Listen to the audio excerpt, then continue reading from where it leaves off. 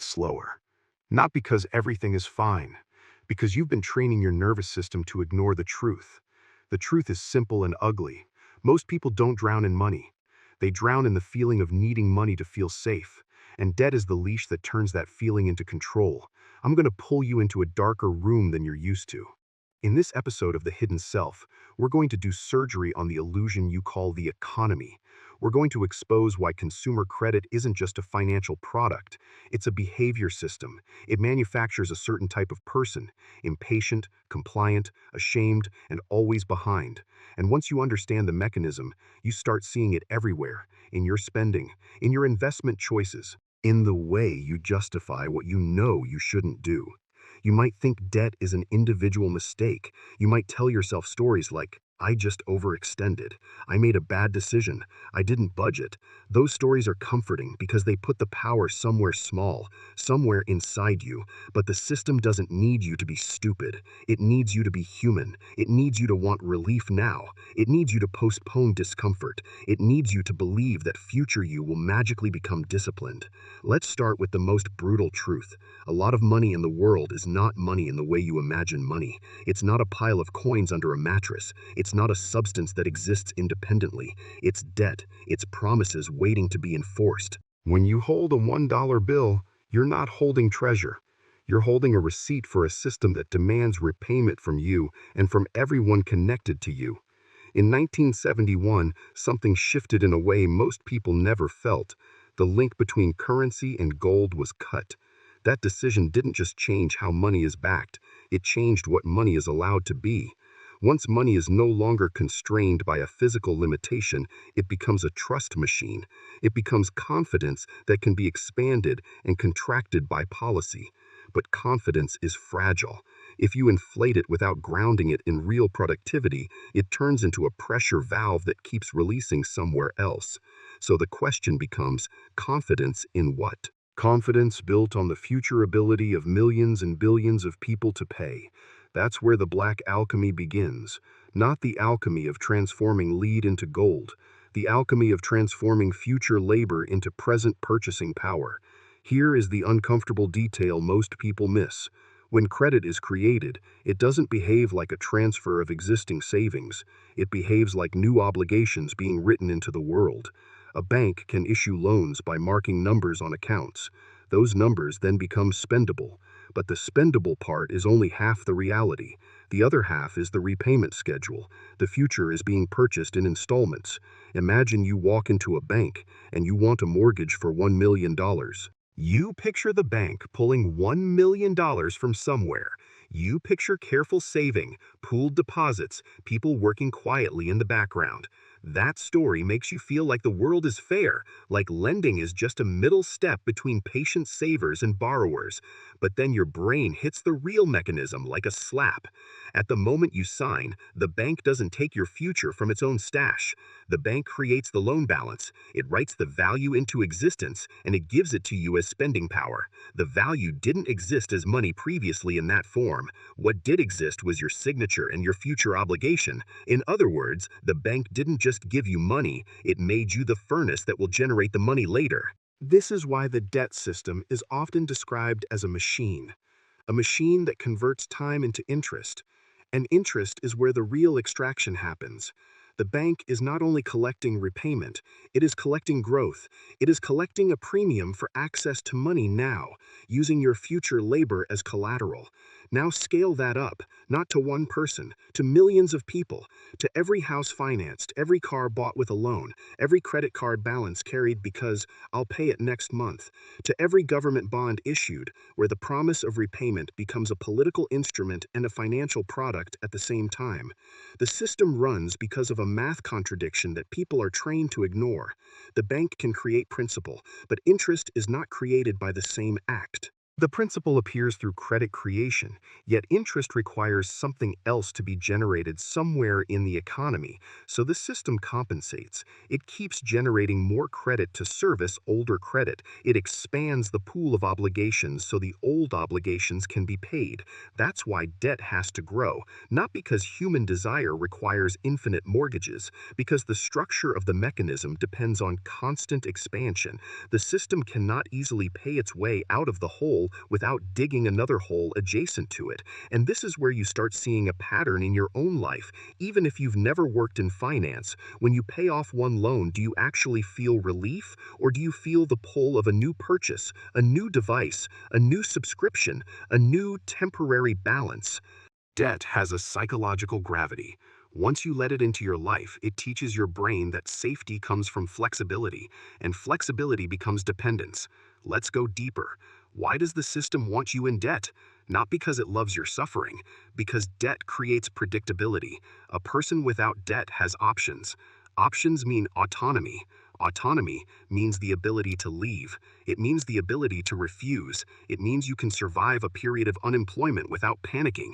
You can change your job. You can negotiate. You can speak up. You can say no. You can move away from something harmful. Debt removes that power. Debt doesn't only take money, it takes your range of choices. It shrinks your life to a schedule. It pushes your mind into survival mode, and survival mode is obedience mode. When you have a mortgage, your day becomes a service for the loan. Even if you hate your job, you still wake up and go. Not necessarily because you love the work, because the debt requires regular payments, and the payments require a paycheck, and the paycheck requires you to stay within the boundaries of employment. People underestimate how violent that is psychologically. It's not physical violence, it's the quiet kind. The kind where you look at yourself 1 year later and realize your body is tired in a way you didn't choose. Your relationships are strained, your health habits are sacrificed, your creativity becomes a hobby you don't have time for. All of that happens while you tell yourself, I'm fine, I just have responsibilities. Debt turns your biological time into someone else's financial time. Your sleep becomes collateral. Your weekend becomes a debt-funded routine. Your energy becomes a payment cycle. Now zoom out again. Think about the cities you admire. New York, San Francisco, London, Paris. Those places look like dreams, but a dream can be built out of obligation. The skyline is not only architecture, it's financed longing, it's leverage, it's years of compounding promises layered onto each other until the entire system looks stable, simply because the payments have been made so far. And who keeps the machine alive? People like you. Millions of people rushing to provide labor to satisfy interest-bearing contracts they did not invent, they did not design, they only agreed to because agreeing feels like survival. So far, we've exposed the mechanism, but there's another layer, why everything feels normal while people are trapped. You've probably seen explanations for crisis online that sound reasonable. Supply chain disruptions, increased production costs, random market shocks. Those narratives are not entirely lies, but they are surface-level theater designed to protect the deeper structure from scrutiny. The deeper structure is this: when too much debt is created relative to real goods and services, money becomes overabundant compared to what it can buy. Prices rise. But the people most protected from the rise are not the people living paycheck to paycheck. They are the people positioned closest to the money creation pipeline. This is the trick called first-in-line advantage. When new money enters the system, it doesn't land evenly on everyone's kitchen table. It lands first with banks, large institutions, and asset owners. They receive the purchasing power earlier. They can buy assets before prices fully reflect the new liquidity. Then later, when the money spreads through the economy, you and your friends pay higher prices for ordinary things. You notice your rent rising, your groceries rising, your insurance rising. You notice that wages don't keep up fast enough. By the time the inflation reaches you, it's too late to reposition like the asset holders already did. This is why inflation feels like betrayal. It's not just prices going up, it's a transfer of wealth, often from the people who saved carefully into the people who have money instruments that benefit from rising prices, a hidden tax on patience, and the system needs inflation for a reason that's almost too ugly to say plainly. Inflation reduces the real burden of debt. If the government owes money, it doesn't want to repay with dollars that kept their purchasing power. It wants repayment to feel lighter. So inflation becomes a mechanism to make old obligations manageable. But the cost is paid by regular people. Your savings erode. Your parents' retirement stops buying what it used to buy. You start doing mental math every month. Do we cut this subscription? Do we delay the dentist? Do we postpone the car repair? Do we pretend we can catch up later? Debt is supposed to make you feel calm through installment payments. Inflation makes installment payments feel like a trap because the real cost of everything keeps rising. Your monthly number might be the same on paper, but your life becomes more expensive in reality. Now we enter the part where debt stops being just money, it becomes identity. Because the system doesn't only track whether you owe, it tracks who you are based on whether you can be charged. In many Western countries, your credit score is not merely a financial metric, it's a social passport. If your credit is poor, you can't access normal life in many places. You struggle to rent. You struggle to get reasonable interest rates. You can't easily buy transportation. You can lose opportunities that require trust from institutions. It's like being punished for existing in a society that requires credit to function. Credit scoring turns economics into morality theater. You start believing that a low score means you're irresponsible. You start internalizing shame as personal failure instead of seeing it as system structure. That's the cruelest psychological alchemy. It makes you blame yourself for a trap you didn't build. And the trap has a loop. They tell you, get credit to build credit, to prove you deserve access to life. So you borrow even more, not because you need everything you buy, but because you need validation. You need the system to recognize you. Then they tighten, your interest rate changes, fees appear, late payments become expensive, and once you're within the system's grip, you learn to fear falling behind more than you fear the lifestyle damage caused by being in debt. You become a person who manages fear with spending. That sounds dramatic, but watch how people behave in real time. Someone's anxious, someone's overwhelmed, someone's been working too much, someone's been lonely. They open an app, they scroll, they buy something to feel a moment of relief. Then they look at the balance and panic. Then they buy again because panic needs quick comfort. That's not a spending problem. That's emotional regulation outsourced to credit. Now I want you to consider where the system is going next. Digital money has always been a dream for institutions because it makes tracking easier. But central bank digital currency pushes tracking into something more controlling. Not just where money goes, but potentially what you're allowed to do. In a world of digital debt, the money becomes programmable. It can be frozen, it can be throttled, it can be priced differently based on behavior. You may not need a dystopian movie to understand the risk. The mechanism is already visible in smaller forms. Apps that monitor spending categories, data brokers that infer your habits, institutions that respond to risk profiles. The future doesn't require a villain twirling a mustache. It requires code that changes your cost of survival based on what you do with money. If your behavior violates standards, your access can be reduced. If you don't pay, the consequences can happen faster. If you attempt to leave the system can adjust conditions to make leaving less feasible. This is why debt is being paired with surveillance, not because it's fun, because it's efficient. The system doesn't only want repayment, it wants compliance. And compliance requires incentives and punishments. Debt is incentive because it gives you something now, but it's punishment because it tightens your future. So the system also needs periodic resets. That's where crises enter the story. People say crises are random accidents. They are not. They are structurally beneficial. When debt becomes too messy, when defaults rise, when asset bubbles pop, the system uses the chaos to consolidate power. Big players survive because they are too big to fail, and they can be absorbed into larger entities. Smaller competitors collapse. Assets get transferred at bargain prices. Meanwhile, governments step in using taxpayer money, which is also debt created from the future. So the crisis becomes a redistribution tool disguised as an emergency. The people who took the risk often receive the rescue. The people who didn't take the risk pay through austerity, inflation, layoffs, and the slow deterioration of public services. This is what makes the cycle so painful. It feels like unfair suffering, but it's not random. It's a feature. Now let's touch something most audiences avoid: your relationship to wealth and your relationship to being right. A lot of people love to claim they're not materialistic. They buy the latest phone because it feels like progress. They call it investing in yourself. They buy the car because it signals adulthood.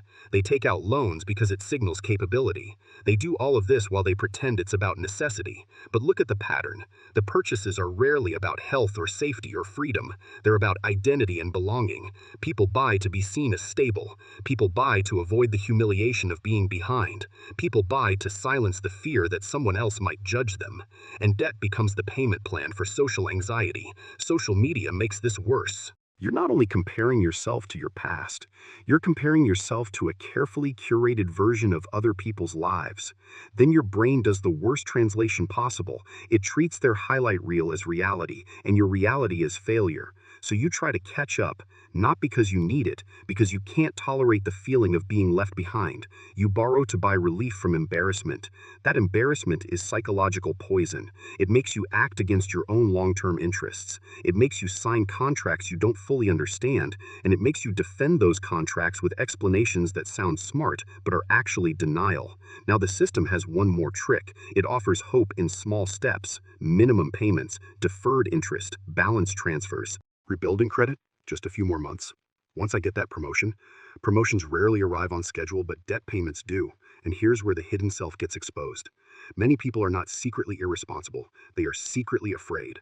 Afraid of losing status, afraid of being ordinary, afraid of living slowly, afraid of facing grief or loneliness without buying something to numb it. So the debt is not only financial, it's emotional anesthesia. It lets you avoid the questions that would otherwise break you open. What do I actually want? What am I tolerating? What relationship am I staying in out of fear? What am I pretending not to know about my own character? Debt lets you stay busy. Busy people don't look deeply. So if we're being honest, the matrix of debt is not only an economic structure, it's a psychological structure. It turns you into someone who avoids clarity. Now we need to talk about what to do.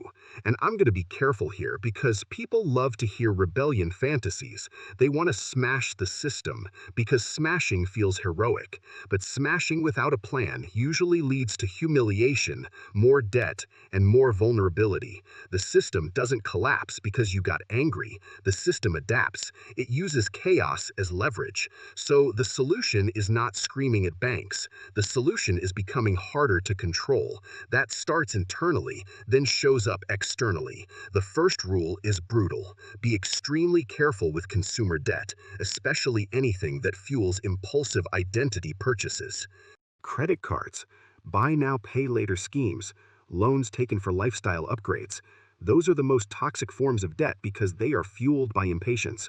Consumer debt converts your short-term cravings into long-term interest. It takes your urge to feel powerful now and sells it back to you with a penalty. If you cannot buy it with cash or with money you already earned, you are not buying a product. You are buying a future obligation to pay for an emotion. If you want to break the first chain, start with one hard boundary. When you feel the itch to get it anyway, pause long enough to identify the real need. Is it convenience? Is it status? Is it loneliness? Is it boredom? Most people don't know. They just feel the itch and surrender to it. So your boundary is this: no new consumer debt for comfort. If it's truly necessary, you save until it is. If you can't save, you don't want it as much as your emotions claim you do. This isn't moral, it's strategic. Debt is a contract that rewards delay-resistant brains. You are training a different brain. The second rule is to invest in real capacity, not imaginary numbers. During a financial shock, the numbers on your screen can swing wildly. They can vanish. Real capacity doesn't. Real capacity means health you can maintain, skills you can use, relationships that are not based on who can lend you money, knowledge that makes you employable in more than one scenario. These are assets that don't require the system's permission every month. There's a subtle psychology here. When your identity is tied to market numbers, your self-worth becomes unstable. You start panicking every time the market moves. You start chasing returns like they are salvation.